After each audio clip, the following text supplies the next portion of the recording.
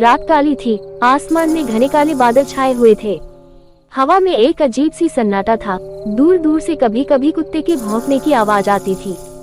मोहन एक सुनसान सड़क पर अकेला चल रहा था। उसे देर हो चुकी थी, लेकिन उसे घर जल्दी पहुंचना था। कुछ दूर चलने के बाद उसने देखा कि सड़क के किनारे एक टूटी फूटी हवेली है। हवेली के दरवाजे खुले थे, मानो उसे किसी ने बुलाया हो। मोहन को अजीब लगा, लेकिन थकान और रात होने की वजह से उसने सोचा कि थोड़ा आराम कर ले। हवेली के अंदर का माहौल धूल भरा हुआ था। टूटी हुई खिड़कियों से हवा की सनसनाहट आ रही थी। अचानक मोहन को एक कमरे से आहट सुनाई दी। वह धीरे धीरे उस कमरे की तरफ गया। कमरे का दरवाजा खुला था, अंदर अंधेरा था। मोहन ने झांक कर देखा, एक बूढ़ी औरत जमीन पर बैठी हुई थी। उसके लंबे बाल बिखरे हुए थे और वह धीमी आवाज में कुछ बड़बड़ा रही थी। मोहन को लगा कि वह मदद मांग रही है। वह कमरे में दाखिल हुआ और पूछा, आप ठीक हैं? बूढ़ी औरत ने धीरे धीरे अपना सिर उठाया। उसका चेहरा सफेद था और उसकी आंखें खाली थीं। उसने एक लड़ती हुई आवाज में कहा, बेटा मेरी मदद करो, मेरी पोती खो गई है। मोहन को अजीब लगा, लेकिन उसने औरत की मदद करने का फैसला किया। उसने पूछा, आपकी पोती कैसी दिखती है? औरत ने जवाब दिया, वो बहुत खूबसूरत है, लंबे काले बाल और बड़ी बड़ी आंखें। मोहन ने कहा, चिंता मत करो, मैं तुम्हारी पोती को ढूंढने में मदद करूंगा। वे दोनों हवेली के अंदर ढूंढने लगे, लेकिन कहीं भी कोई नहीं मिला। हर कमरा धूल भरा और सुनसान था। घंटों ढूंढने के बाद भी उन्हें कुछ नहीं मिला।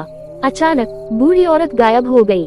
मोहन घबरा गया। उसने उसे चारों ओर ढूंढा, लेकिन वह कहीं नहीं थी। तभी उसने देखा कि कमरे के कोने में एक छोटा सा शीशा रखा हुआ है। मोहन ने शीशे में झांका और चीख उठा। शीशे में उसकी छवि नहीं थी, बल्कि एक बूढ़े आदमी की तस्वीर थी। उसके लंबे बाल थे और उसकी आंखें खाली थी। वही आंखें जो उसने बूढ़ी औरत की आंखों में देखी थी। मोहन समझ गया कि वह हवेली में फंस गया है। उसने बाहर निकलने की कोशिश की, लेकिन दरवाजे और खिड़कियां बंद हो चुकी थी। हवेली के अंदर अंधेरा छा गया और हवा में एक ठंडी सिहरन दौड़ गई। मोहन को एहसास हुआ कि वह अकेला नहीं है। अंधेरे से कई फुसफुसाहटें आ रही थी। उसने अपनी आंखें बंद कर ली और मदद के लिए पुकारा, लेकिन उसकी आवाज खो गई। अचानक उसे किसी ने पीछे से छू लिया। वह चीखना चाहता था, लेकिन उसकी आवाज नहीं निकली। अंधेरे में उसने महसूस किया कि कोई ठंडा हाथ उसे खींच रहा है। मोहन बेहोश हो गया और जब उसकी आंखें खुली तो वह हवेली के एक अलग कमरे में था। सुबह की धूप कमरे में झांक रही थी, लेकिन हवा में अभी भी वही ठंड थी। कमरे के बीच में एक मेज रखी थी और उस पर एक पुरानी डायरी खुली पड़ी थी। मोहन ने झटके से उठकर डायरी उठाई। उसमें एक बूढ़े आदमी की लिखावट में लिखा हुआ था। डायरी में लिखा था कि वह अकेला रहता था और उसने एक पोती को पालने का सपना देखा था। एक रात उसने एक भटकती आत्मा को देखा और उससे अपनी पोती पाने की गुहार लगाई। आत्मा ने उसे हवेली दी, लेकिन बदले में उसकी आत्मा को ले लिया। मोहन को एहसास हुआ कि वह बूढ़े आदमी की जगह ले चुका है। डायरी के आखिरी पन्ने पर लिखा था, अब तुम ही मेरी पोती को ढूंढोगे। अचानक कमरे का तापमान तेजी से गिर गया। हवा में ठंडी हवा का झोंका चला और कमरे के कोने में एक छोटी लड़की दिखाई दी। उसके लंबे काले बाल थे और बड़ी बड़ी आंखें थीं, बिल्कुल उसी तरह जैसे बूढ़ी औरत ने बताया था। लड़की मोहन की ओर देखकर मुस्कुराई। उसकी आंखों में एक अजीब चमक थी। मोहन भागना चाहता था, लेकिन उसके पैर जमीन पर जमे हुए थे। लड़की धीरे धीरे उसके पास आए और फुसफुसाकर बोली, आप ही वो है जिन्हें दादी ढूंढ रही थी। अब आप हमेशा के लिए यही रहेंगे, मेरे साथ खेलेंगे। मोहन चिल्लाना चाहता था, विरोध करना चाहता था, लेकिन उसकी आवाज नहीं निकली। वह बस अपनी आंखें बंद कर सकता था और आने वाले अंधेरे और अनंत पीड़ा का इंतजार कर सकता था।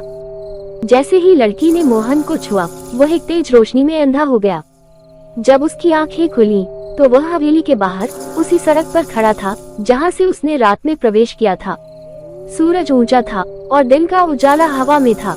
मोहन को यकीन नहीं हो रहा था कि जो कुछ हुआ वह सपना था या सच।